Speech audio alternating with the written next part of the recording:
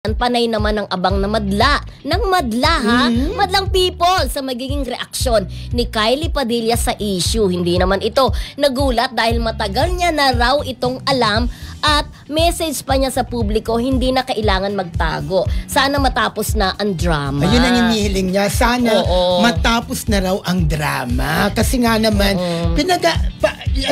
parang circus, ano nangyayari, di ba? Correct, oo. Sabi niya gano'n, after kasi nagsalita si AJ sa TV, mga 48 minutes ago, nakita ko yung post ni Kylie sa kanyang FB. Sabi niya, Rodel, sabi niya, Rodel, ito lang po ang comment ko para matapos na. Matagal ko na pong alam, pero syempre, inuna po namin ang kapakanan ng mga bata. Yep. Sobrang close sila at ayun nga ang pinaka-importante. Happy that now hindi na kailangang magtago.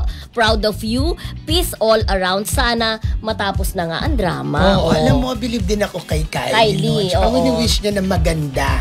Sina Aljur at saka si AJ. At syempre yung mga anak niya. Parang wala na sa kanya. Tigilan na natin itong mga intriga na to, itong issue na to. Naka-move on na siya. Naka-move on na nga siya. Diba? Matagal na rin naman na. Kung matatandaan nyo, diba? Kinasal si Kylie at saka si Aljur 2018. So after 3 years, do the math. Rodel, do the math. After 3 years na pagsasama, naghiwalay. So 2018 sila nagpakasal. So 2021. 2021 naghiwalay na. So 2023 nang aminin ng aktor na malaki ang naging pagkukulang niya. Sinabi nga niya naging unfaithful siya kay Kylie.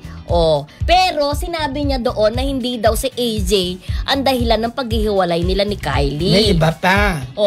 So sa pelikulang ni Risa noong 2021, nagkasama si Aljur at saka si AJ. Doon sila nagka-developan. Yun yung kinikwento niya na binibigyan-bigyan siya ng bulaklak. Di ba may ganon?